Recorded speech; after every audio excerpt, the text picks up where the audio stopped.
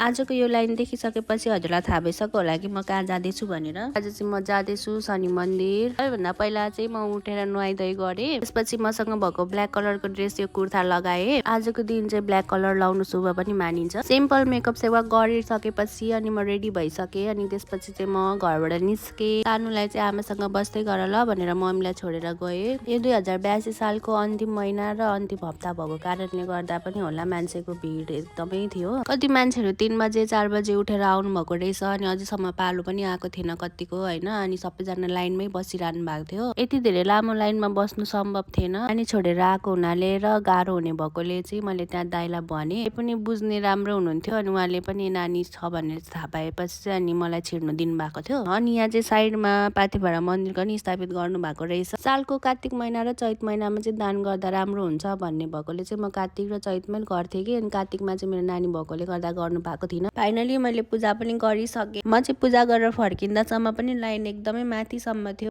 यसरी श्रद्धाको साथ आउनुहुने सम्पूर्ण भक्तजनहरूमा शनिदेवको कृपा रहिरहोस्, साथै मलाई पनि कृपा रहिरहोस्। Okay bye bye, thank you for watching everyone.